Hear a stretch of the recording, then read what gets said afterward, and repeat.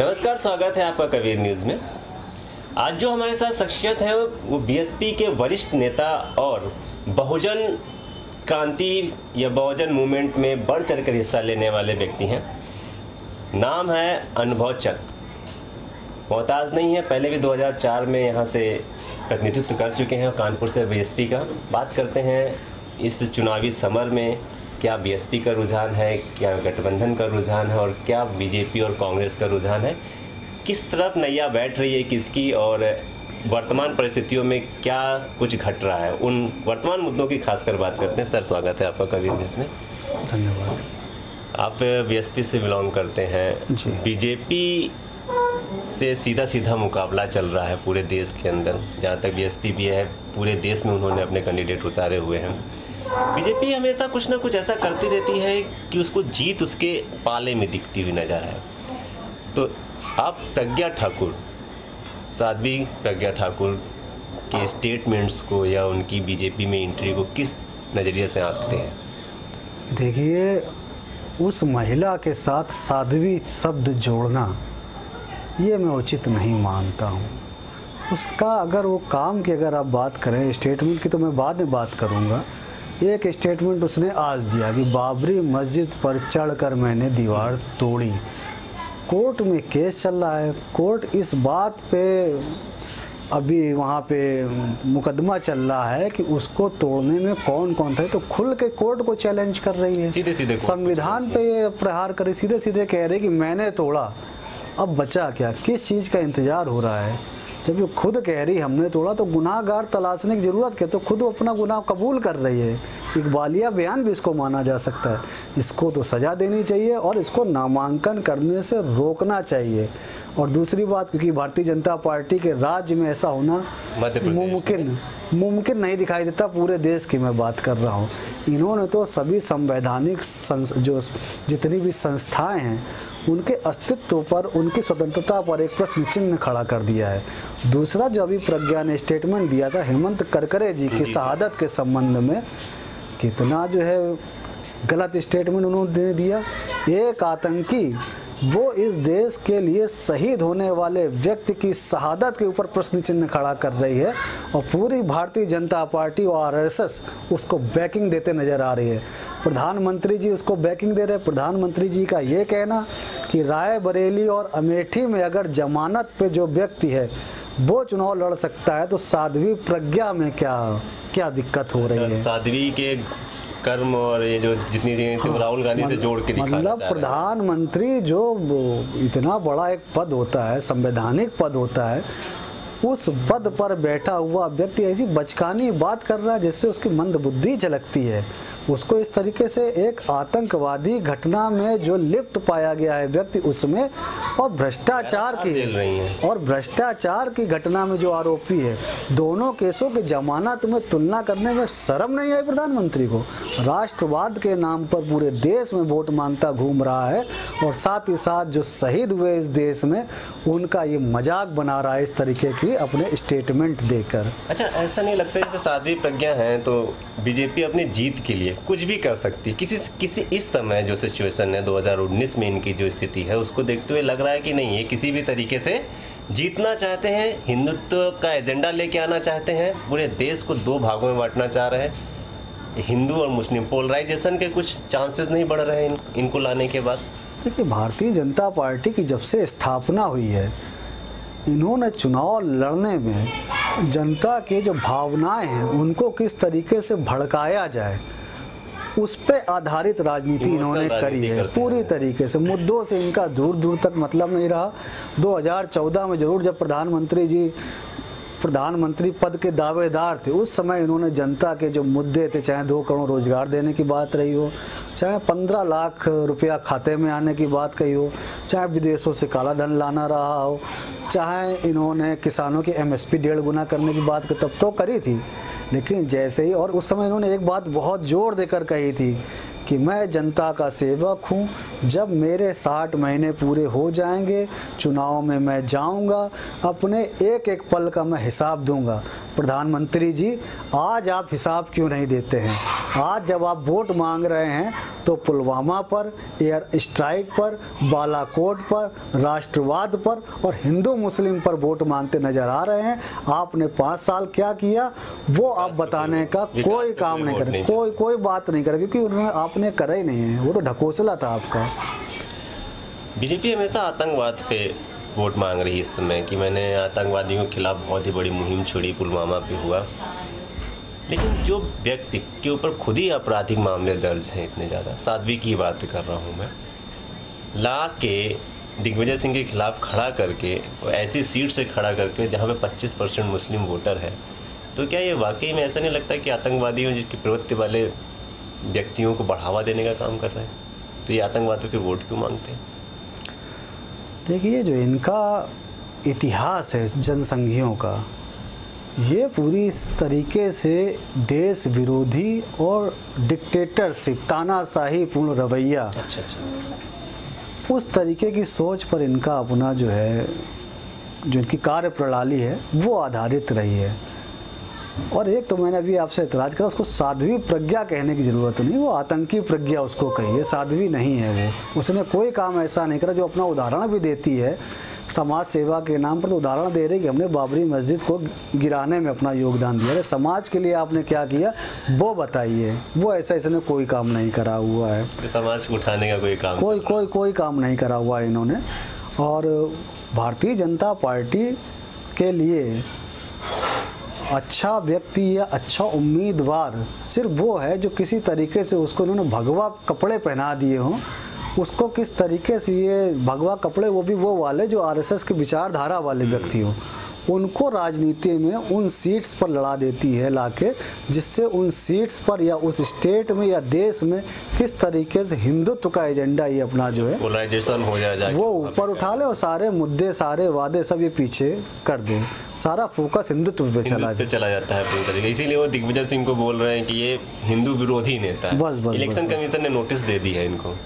तो आप क्या चाहते हैं, नोटिस दिया जाए कि इनको चुनाव लड़ने ही ना दिया जाए? देखिए, अभी आपके इंटरव्यू में मैंने एक बात शुरू में कही थी कि भारतीय जनता पार्टी की जो ये मोदी सरकार है, इसने सभी संवैधानिक संस्थाओं का मजाक बना दिया। अजीब सा माहौल हो गया इस देश के अंदर। तो सुप्रीम कोर्ट के भी जज आने लगे हैं बाहर निकल जहाँ पर नमो चैनल चुनाव आचार संहिता लगने के बाद लॉन्च हो रहा है और मीडिया की रिपोर्टों में सब जगह आया कि नमो चैनल को सुप्रीम कोर्ट ने तुरंत बैन करने को कहा है, लेकिन नमो चैनल आज भी चल रहा है। नरेंद्र मोदी जी सुप्रीम कोर्ट के कहने के बाद, चुनाव आयोग के कहने के बाद सेना के नाम पर अभी भी वोट मांग रहे, उन पर कोई कार्रवाई नहीं होती। एक आईएएस अधिकारी जो अपनी ड्यूटी जिम्मेदारी से कर रहा था उड़ीसा के अंदर, इनका हेलीकॉप्टर चेक करता है, उसको बगैर कोई कारण बताए सस्पेंड कर दिया जाता है। कहाँ चुनाव आयोग है? तो चुनाव आयोग आज की तारीख में मोदी आयोग बन चुका है और बिल्कुल उसी के हिसाब से काम कर रहा है। उत्तर प्रदेश के अंदर जब बहन जी को ईडी के द्वारा, इनकम टैक्स के द्वारा और सीबीआई के द्वारा ये नहीं रोक सके, तो इन्होंने चुनाव आयोग के द्वारा बहन जी को 48 घंटे रोकने का काम किया। तो बीजेपी भी किया 72 घंटे, उसको भी किया। उसका बता रहे ना, वो सिर्फ इस वजह से करा कि अकेले बहन जी पे करते तो थू हो जाती इनकी। तो एक रणनीति के तहत योगी को 72 घंटे का लगा दिया और उस 72 घंटे का जो उसके ऊपर रोक लगाई थी, पूरे देश ने देखा कि किस तरीके से योगी जी मीडिया को प्रेस रिलीज जारी करते थे और उसके बाद मंदिर मंदिर घूमते थे, वहाँ पूजा अर्चना करते थे और वो लाइव मीडिया में टेलीकास्ट, वो भी तो प्रचार है। हिंदुत्व कहे तो उनको प्रचार करना था, लगातार चला अपने तो वो तो चुनाव आयोग को नहीं दिखाई देता है। चुनाव आयोग को जो मोदी आयोग बन चुका है, इस देश के दलितों, पिछड़ों, अल्पसंख्यकों से, उनकी आवाज़ उठाने वालों से दिक्कत है। चुनाव आयोग को मोदी की पार्टी का अगर कोई व्यक्ति चाहे जितना संविधान विरोधी कोई कार्य कर रहा हो या आचार संहिता तोड़ रहा हो, वो नहीं दिखाई देता। अभी संघप्रिय मौर्य उन्होंने स्टेटमेंट दिया, साफ बोला कि जहाँ पे वोट ना पड़ाओ आप लोग खुद डाल दीजिए जाके। विनोद सोनकर जो इनके कौशाम्बी से सांसद हैं, वो कौशाम्बी में कोटेदारों को, प्रधानों को धमका रहे हैं कि 2019 का जो ये चुनाव अगर मैं नहीं जीता तो सरकार हमारी है, हम तुमको देख लेंगे, कोटे रद्द कर देंगे, कोटे रद्द कर देंगे। इस तरीके के तानाशाही चल रही पूरी तरीके से। 2014 से 19 तक भी पूरी तरह से तानाशाही चली थी। इस बार के भाजपा के मैनिफेस्टो में अच्छा देखा जाए तो विकास के एजेंडे तो लगभग गायब थे, लेकिन जिसको बहुत ज़्यादा इन्होंने उछाला वो 370 और 35A को उछाला। आप ही क्या विचार है? वाकई में जो 5 साल में मंदिर नहीं बना पाए, 370 का वादा लेके आए थे, फिर वहाँ पे उन्होंने उसी पार्टी से गठबंधन किया और आज वही पार्टी इनको वहाँ पे 370-35 से हटाने के लिए आंखें दिखा रही है। तो क्या लगता है क्या आपको भविष्य में लोग ऐसा कर पाएंगे कभी? देखिए, धारा 370 और 35A की बात जो आप कर रहे हैं, तो धारा 370 और 35A की हटाने की बात करने वाली पार्टी जब अभी जम्मू कश्मीर के अंदर इलेक्शन हुआ था तो उसी PDP के साथ इन्होंने सरकार बनाई। और सरकार बनाने के साथ एक बहुत बड़ी बात, जिस समय शपथ ग्रहण हो रहा था तो इनके जम्मू कश्मीर जो सरकार बनी थी, सरकार बनाने में जिनको शिल्पकार की भूमिका जिन्होंने निभाई थी, राम माधव, वो मंच पे थे। मुफ्ती मोहम्मद सईद अपनी मुख्यमंत्री पद की शपथ ले रहे थे और मुख्यमंत्री पद की शपथ लेते समय मुफ्ती मोहम्मद सईद ने कहा था कि मैं जम्मू कश्मीर में सरकार बनाने के लिए पाकिस्तान की सरकार का और पाकिस्तान परस्त आतंकवादियों को धन्यवाद देता हूं कि उनकी मदद से यहाँ पे सरकार बन पाई है। और राम माधव जी वहीं मंच पर बैठे थे, भारतीय जनता पार्टी के तमाम विधायक मंच पर बैठे हुए थे, जो मंत्री बनने जा रहे थे वो मंच पर थे। किसी व्यक्ति ने एक भी शब्द उसके खिलाफ नहीं कहा था। ये भारतीय जनता पार्टी का चरित्र है। ये कहते कुछ है और यही भारतीय जनता पार्टी के अभी जब राजनाथ सिंह जम्मू कश्मीर गए थे, इन्होंने कहा था 370 हटाने के पक्षधर हम नहीं, 370 कोई नहीं हटा सकता। ये अभी इन्होंने कहा था राजनाथ सिंह ने, लेकिन इनका कहना कुछ है, यहाँ कुछ कहते हैं, वहाँ कुछ कहते हैं, इनका इसी तरीके से चलता है। अच्छा, कांग्रेस भी आपसे अलग चल रही है, तो 72,000 का जो न्याय वाला सिस्टम इनका चल रहा है, उसके बारे में क्या कहना है आपका? 72,000 रुपये जो देंगे, क्या वाकई में ये गेम चेंजर साबित होगी कांग्रेस? देखिए, भारतीय लोकतंत्र में, भारतीय संविधान में हर पार्टी को अपना चुनावी घोषणा पत्र जारी करने का अधिकार है। 2014 में एक व्यक्ति आया, 2014 में एक व्यक्ति आया, उसने 15 लाख का ऐसा नारा लगाया, सरकार बन गई। सरकार बनते उसने जुमला कह दिया कि तो हमारा जुमला था। अब एक व्यक्ति 72,000 की बात कर रहा है, तय जनता को करना है। जहाँ तक हमारी पार्टी का प्रश्न है, इसीलिए हमारी पार्टी कोई मैनिफेस्टो जारी नहीं बड़ा प्रश्न है कि बीएसपी मैनिफेस्टो जारी, हमारी पार्टी, हमारी मुखिया का कहना है कि जो भी हमें करना है जनता के हित में वो हम करके दिखाएंगे। हमें कहने पे और चुनावी लालीपाप बांटने पे हम भरोसा नहीं करते। हमारी पिछली परफॉर्मेंस को आप देखिए, जो हमने कहा वो हमने करा और उसके आधार पर आप हमें वोट दीजिए। मतलब पहले से कोई प्री प्लान नहीं होता है कि हम इस पे काम करें, विकास की राजनीति पे काम करेंगे। अच्छा, अभी मैनपुरी में गठबंधन चल रहा है, एक ऐतिहासिक दिन की तरह काउंट किया गया है। अखिलेश यादव, मुलायम सिंह यादव और बहन जी एक साथ बैठे। ये 24 साल बाद ऐसी घटना है कि ऐसा कोई नक्षत्र आया जो इनको बहुजन एकता के तौर पे देखा जा रहा है। क्या वाकई में ये स्वर्णिम समय है? क्या ये अम्बेडकर जी और लोहिया जी के सपनों को साकार करने वाला दिन था? बिल्कुल। देखिए, जो भी इस देश को के संविधान पे विश्वास करने वाले दल हों, चाहे इस देश के संविधान पे विश्वास करने वाली जनता हो, वो सभी इस समय मोदी की संविधान विरोधी जो नीतियां हैं इनसे त्रस्त है। एक डर सा लगा रहता है कब ये हिटलर एकदम से संविधान को बदलने के लिए कौन सा कदम उठा देगा और संविधान बदल देगा।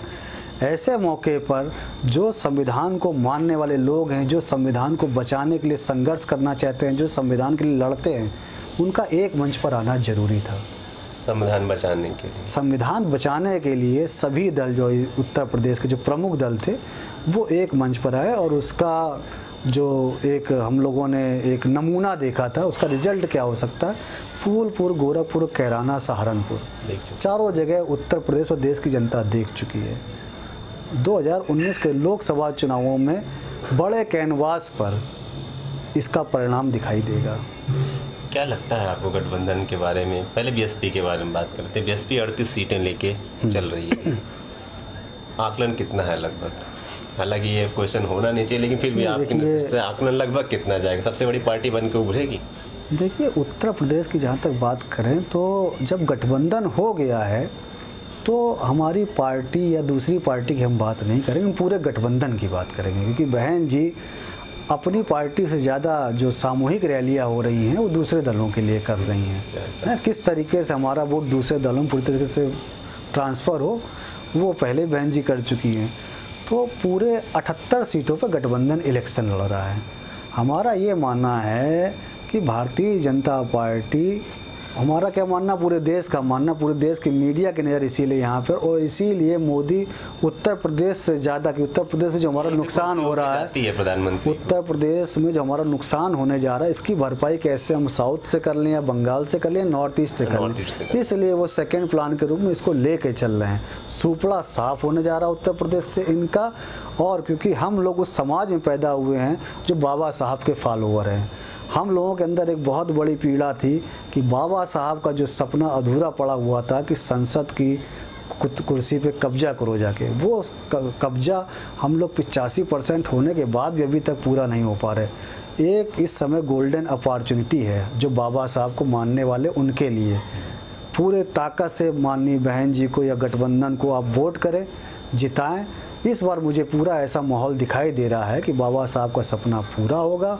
माननीय बहन जी इस देश की पहली दलित प्रधानमंत्री बनेंगी और वो देश का एक स्वर्णिम काल होगा। मतलब इस समय ये है कि सपा ने भी कहा, सपा के मुखिया अखिलेश यादव जी हैं और इसके बाद संरक्षक मुलायम सिंह यादव, उन्होंने भी बहन जी का सम्मान करने के लिए कहा। मतलब इसको दोनों तरीके से देख सकते हैं, या तो बसपा प्रमुख की तरह देख सकते हैं कि उनका सम्मान करें, एक महिला के रूप में सम्मान करें। लेकिन आजम खां तो बहुत ही गलत कुछ करते नज़र आ रहे हैं गठबंधन में। वो तो लोगों के अलग अलग तरह के कलर बताते घूम रहे हैं। तो क्या गठबंधन पे इसका कोई प्रभाव पड़ने वाला है? बड़ा हंसी आती है। देखिए, जो एक संविधान का प्रारूप तैयार हुआ उसमें 4 एक स्वतंत्र स्तंभ लोकतंत्र के मजबूत माने गए, जिसमें कि पत्रकारिता भी एक मजबूत स्तंभ की तरह से एक सोचा गया था कि मजबूत स्तंभ के रूप में अपना काम करेगा। आज की पत्रकारिता देखकर दुख भी होता, हंसी भी आती। किस तरीके से पूंजीपतियों की गोद में, मोदी के फेवर में पत्रकारिता एंकर, खुद लगता है जैसे भारतीय जनता पार्टी के कार्यकर्ता हैं ये जो एंकर बन गए हैं। स्ट्रीम मीडिया से सब कुछ गायब है पूरी तरीके से। आज आजम खान की तो चर्चा करते हैं, लेकिन जिस समय कुलदीप सेंगर जो भारतीय जनता पार्टी का विधायक था उन्नाव से, उसके खिलाफ रेप के केस में सीबीआई चार्जशीट दाखिल कर चुकी है, लेकिन वो कुलदीप सेंगर आज भी भारतीय जनता पार्टी का सदस्य है, आज भी भारतीय जनता पार्टी का विधायक है। उसको भारतीय जनता पार्टी से निकाला नहीं गया, उस पर मीडिया प्रश्न चिन्ह नहीं लगाती। इनके बलिया के विधायक सुरेंद्र सिंह वो कहते हैं कि 3 बच्चों की मां के साथ कौन बलात्कार करेगा, उस पर कोई प्रश्न चिन्ह नहीं करता। वो बलिया का विधायक, कभी जो आपकी प्रियंका वाड्रा हैं, इनके ऊपर प्रश्न चिन्ह लगाता है, इनके ऊपर एक भद्दे कमेंट करता है जो मैं बोल भी नहीं सकता हूँ, उसको पार्टी से नहीं निकाला जाता है। आजम खान के ऊपर उंगली उठाई जाती है, दूसरे के ऊपर आप उंगली तुरंत उठा देते हो। अगर जब उसने गलत स्टेटमेंट दिया है तो क्या उसके बचाव के लिए कोई आगे आया? क्या आप चुनाव आयोग गए, चुनाव आयोग में क्या हमारे वकील खड़े हुए क्या कोई जाके? क्योंकि कह रहे थे ना कि अखिलेश यादव वहाँ बैठे थे, उन्होंने ऑब्जेक्ट नहीं किया। अखिलेश यादव वहाँ बैठे थे तो आपके तो नरेंद्र मोदी सीधे सीधे आतंकवादी की पैरवी करने में आगे निकले आए हैं, आतंकी की पैरवी कर रहे हैं। चेहरा आ गया इस समय। और नरेंद्र मोदी इसी उत्तर प्रदेश से सांसद हैं, उनको क्या नहीं पता कि उन्नाव के अंदर क्या हुआ था, किस तरीके के साथ एक गरीब महिला के साथ बलात्कार हुआ। फिर बलात्कार होने के बाद उस पीड़िता जब अपने पिता के साथ न्याय की गुहार लगा रही थी, पुलिस उसके पिता को पकड़ के ले गई, वहाँ मारा पीटा, उसके मारने से, पुलिस के मारने से उसकी मृत्यु हुई। मर गया, इसलिए ये मुद्दा मीडिया में हाईलाइट हुआ। तब कुलदीप सेंगर जेल में ने कुलदीप सेंगर को पकड़ने की तो हिम्मतें नहीं थी। कुलदीप सेंगर खुद लखनऊ में एसएसपी आवास पे जाके धमका था कि मैं अरेस्टिंग देने आया हूँ, और एसएसपी ने दरवाज़ा नहीं खोला था। लखनऊ ने वो मंजर भी देखा है। मतलब कोई खास इफेक्ट नहीं पड़ने वाला है। लेकिन एक अहम सवाल आपसे, बात जब संविधान की हो रही होती है तो अभी अभी संविधान को, जैसे आपने कहा, जितनी भी संवैधानिक संस्थाएं सभी को ख़त्म करते चले जा रहे हैं, लेकिन हवाला ये इसी का देते हैं। योगी जी को देख लीजिए, कल उन्होंने कहा कि अगर संविधान ना होता, जबकि इन्हीं की सरकार में संविधान को जलाया जा रहा है, हर जगह, दिल्ली में जलाया गया, कई जगह ऐसे देश में घटनाएं हुई, संविधान को हवाला देते हुए इन्होंने कहा कि अगर संविधान ना होता तो अखिलेश यादव भैंस चरा रहे होते। इसका मतलब क्या, अगर संविधान ना होता तो मायावती जी अपना पुश्तैनी धंधा कर रही होती। तो इस बयान के बारे में क्या कहना है, जब हालिया हुआ कल ही? ये उनके मन में जो एक पीड़ा है, जो संविधान होने की वजह से ये अपनी डिक्टेटर शाही जो इस देश में नहीं चला पा रहे हैं, ये अपनी पीड़ा जाहिर करते हैं। अगर संविधान ना होता तो क्या होता, संविधान ना होता तो मनुस्मृति के हिसाब से देश चला रहे होते हैं। ये वो जो इनके मन में चाह है, वो कहीं ना कहीं से इनडायरेक्टली वो बयान कर देते हैं। कहीं लग रहा है ना कि जातवादी राजनीति फिर से उतारू हो गए यहाँ की। और योगी आदित्यनाथ, ना योगी उनको भी कहा जाए, अजय सिंह बिष्ट ही कहा जाए, उनके अंदर क्या ऐसी खूबी थी कि उत्तर प्रदेश के मुख्यमंत्री की कुर्सी पर उनको बैठाल दिया गया। 2017 के इलेक्शन में आदित्यनाथ जो है वो ना तो भारतीय जनता पार्टी के प्रदेश अध्यक्ष थे, ना उन्होंने विधानसभा का इलेक्शन लड़ा था। बिल्कुल। उसके बाद भी अचानक से केशव मौर्य और जो अन्य विधायक लोग जीते हुए थे, सबको बाईपास करते हुए, ओवरटेक करते हुए योगी आदित्यनाथ को एक चेहरे के रूप में आरएसएस ने उत्तर प्रदेश के मुख्यमंत्री की गद्दी पर बैठाल दिया। शायद इनको तो ये भी नहीं पता था कि हम मुख्यमंत्री बनने वाले हैं। उनको ये तो पता था कि कम से कम हम चला रहे हैं। अगर आप बहुत गंभीरता से विचार करें, एक बड़ी खतरनाक मनोवृत्ति, एक बड़ी खतरनाक सोच, बड़ी खतरनाक प्लानिंग जो नागपुर से आरएसएस की है, उसके तहत अगर आप पिछले पूरे चुनाव देखते चले हैं तो योगी आदित्यनाथ को लाया गया। जिस समय अटल बिहारी वाजपेयी इस देश के प्रधानमंत्री बनाए गए थे, अटल बिहारी वाजपेयी के समकक्ष दो बड़े नेता और भी थे। मुरली मनोहर जोशी भी थे, अटल बिहारी वाजपेयी थे और लाल कृष्ण आडवाणी थे। लाल कृष्ण आडवाणी फायर ब्रांड नेता थे, आरएसएस के पसंदीदा भी थे, लेकिन आरएसएस के पास जो इनका नागपुर वाला दिमाग है, उसमें इन्होंने नब्ज पकड़ी। इन्होंने क्या पकड़ा, पूरा इन्होंने इतिहास 47 से लेकर और तब तक का रीड करा। इन्होंने पकड़ा कि जिस पार्टी ने अभी तक इस देश पर शासन किया है, उस पार्टी ने अपने ही परिवार के लोगों को एक के बाद एक, एक के बाद एक, एक के बाद एक प्रधानमंत्री कुर्सी सौंपी, यानी कि परिवारवाद है। परिवारवाद चलता, तो अभी आरोप लगाते हैं। इस देश की जनता को जो परिवारवाद के खिलाफ अगर हम भड़काएंगे तो जनता हो सकता हमारे साथ आ जाए। और उस पैमाने पर इनको अटल बिहारी वाजपेयी फिट लगे कि उन्होंने शादी नहीं करी। मतलब अगर इनका परिवार नहीं है तो ये चोरी किसके लिए करेंगे, ये भ्रष्टाचार किसके लिए करेंगे, ये लूट किसके लिए करेंगे। इस सोच के साथ जिनकी शादी नहीं हुई है, जो खुद को ये कहते हैं कि हम विवाहित तो हैं पर हम कुंवारे तो हैं, लेकिन ऐसा नहीं, बारातें नहीं करी हैं। हाँ, बारातें नहीं करी हैं। तो इस तरीके के जो जिनका परिवार ने, उस तरीके के लोगों को आरएसएस एजेंडे के साथ आगे लाता है। और इस देश की जनता समझ नहीं पा रही, भाई क्या इस देश में शादी करना गुनाह है? क्या जिन्होंने शादी कर लिया सारे के सारे लोग भ्रष्ट हैं? क्या इस देश में शादीशुदा सारे लोग लुटेरे हैं? ये तो आरएसएस वाले ये साबित कर दिए हैं कि अगर आपका परिवार है, आपका परिवार है तो आप संदेह के दायरे में हैं कि आप लूट करेंगे, आप खसोट करेंगे, आप कहीं ना कहीं डकैती डाल लेंगे, भ्रष्टाचार करेंगे, अपने परिवार को देंगे। ये तो कहते हैं कि मेरा तो कोई है नहीं, मैं झोला उठाऊंगा, चल दूंगा। बस तो इस तरीके से जो ये मानक पूरा कर रहे हैं, इस तरीके के चेहरे लेके ये आ रहे हैं। उनके अंदर योग्यता के, अगर वो 8वां पास है, उनको बोलने की तमीज़ नहीं है, वो आतंकी हैं, उनके बैकग्राउंड से संघ को कोई लेना देना नहीं है, कुंवारे होना चाहिए। उनका पैमाना ये है कि या तो आपने गेरुआ कपड़े पहन रखे हो या आप कुंवारे हो। इसमें एक भी रहता है पूर्णकालिक मेंबर होना चाहिए, शायद इस पे भी ज़्यादा फोकस करते हैं क्योंकि वो शादी नहीं वो करता। संघ के लिए ना, भारतीय जनता पार्टी के पदाधिकारी के लिए, या इस देश में जो संवैधानिक संस्थाएं हैं, चाहे प्रदेश का मुख्यमंत्री हो चाहे देश का प्रधानमंत्री हो, उसके लिए ये मानक थोड़ी पूरे होना जरूरी है। जो वारसत से ही नहीं, जो मुख्यमंत्री बनता है या प्रधानमंत्री बनता है उसका आरएसएस का कार्यकर्ता होना थोड़ी जरूरी है। कहते तो वही है कि जो इनका मेन आदमी है वही उठा के लाते हैं ये लोग। नहीं तो क्योंकि उनको अपनी जो मनुस्मृति है, जो अपनी विचारधारा इस देश के लोगों पर थोपनी है, इसलिए वही प्रयास करते हैं। हाँ, मतलब ये क्राइटेरिया उन्होंने बना रखा है कि हमें किस तरीके से कांग्रेस से लड़ने के लिए, नहीं किस तरीके से ये दिखाना है कि हम बिल्कुल लुटेरे नहीं, भले ही ये पूंजीपतियों के दम पे ही पूरी सरकार चली, पूंजीपतियों के हित के लिए काम करती है, लेकिन हम लूटेंगे तो किसके लिए? अरे सारा कुछ तो पूंजीपतियों को ही दे रहे हो।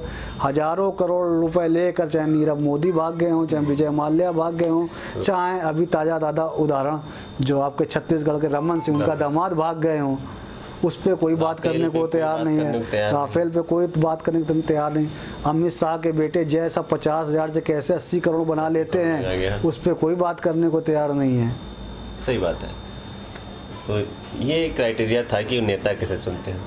थोड़ा सा बात बीएसपी की भी कर लेंगे क्योंकि बीएसपी की नीतियों में हमेशा अन्न कास्ट, जैसे उसको एक कास्ट की पार्टी कहा जाता है, जाटो समाज की पार्टी को एक डिनोटेड कर देते हैं। हालांकि ये समाज करे या न करे, लेकिन अन्य पार्टियां करना शुरू कर देती हैं कि एक ही पार्टी तक सीमित, एक ही जात तक सीमित है।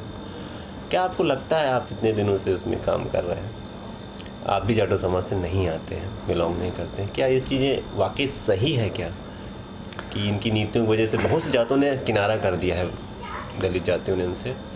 देखिए, जो इस देश की अन्य पार्टियां हैं, वो जो बहुजन समाज पार्टी की हमारी विचारधारा है उससे पूरी तरीके से डरी हुई रहती हैं। वो जानती हैं कि इस देश के अंदर बहुजन समाज पार्टी एकमात्र ऐसी पार्टी है जो संविधान के हिसाब से इस देश और प्रदेश को चलाना चाहती है।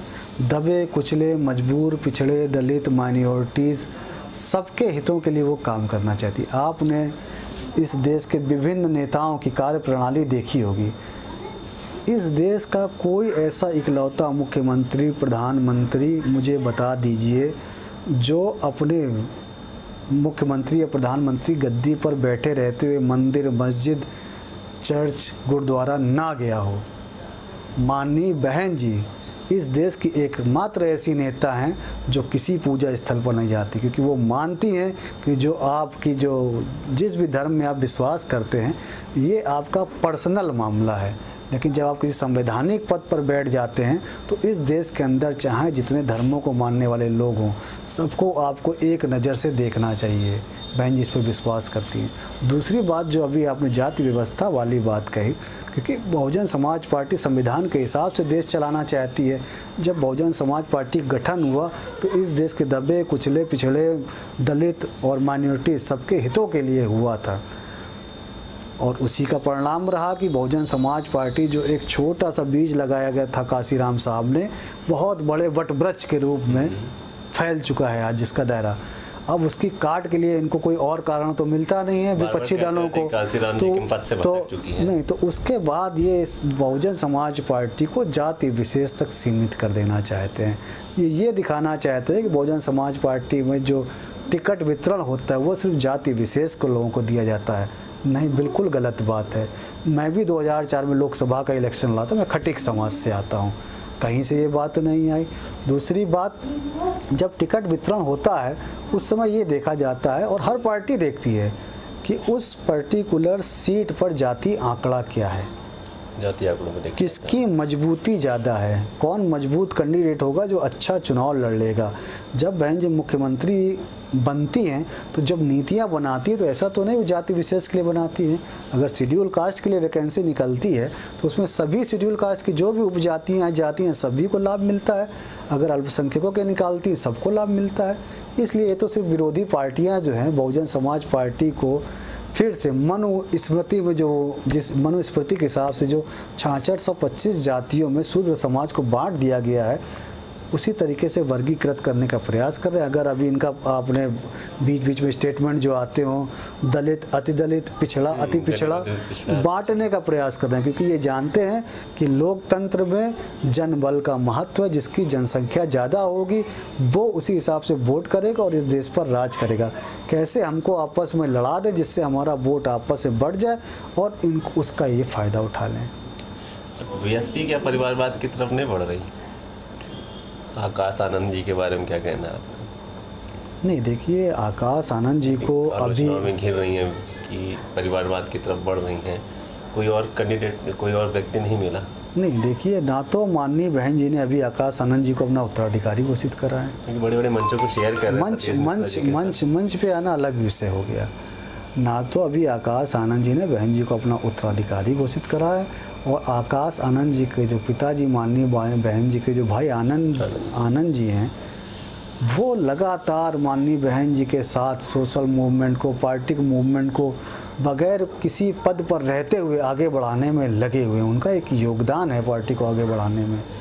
अगर वो व्यक्ति संघर्ष करके बहुजन समाज पार्टी को आगे बढ़ाने में अपना योगदान देते हुए आगे आता है, तो बहुजन समाज पार्टी के कार्यकर्ताओं को, मिशनरी लोगों को इसमें कोई दिक्कत नहीं है।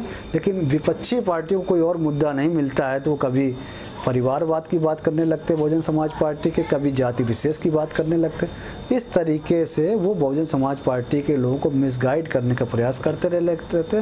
लेकिन बहुजन समाज पार्टी के अंदर माननीय बहन जी सर्वमान्य नेता हैं, एकमात्र नेता, और बहुजन समाज पार्टी का कार्यकर्ता बाबा साहब को मानने वाला उन पे इस हद तक विश्वास करता है कि माननीय बहन जी ने फूलपुर, कैराना, सहारनपुर, गोरखपुर के अंदर कोई रैली तक नहीं की थी, एक भी बार वहाँ पर नहीं गई थी। सिर्फ उन्होंने मीडिया में आके एक इशारा ऐसे कर दिया और उसमें पूरा का पूरा वोट ट्रांसफ़र हुआ और मुख्यमंत्री, उप मुख्यमंत्री धूल चाटते नजर आए थे। ये बहन जी की ताकत है, ये बहन जी की ताकत है। मतलब ये है कि परिवारवाद की तरफ बीएसपी नहीं बढ़ रही है। सर ने बोला है कि प्रज्ञा जी के सामने जी भी लगाना और साध्वी बोलना है, ये भी ठीक नहीं है।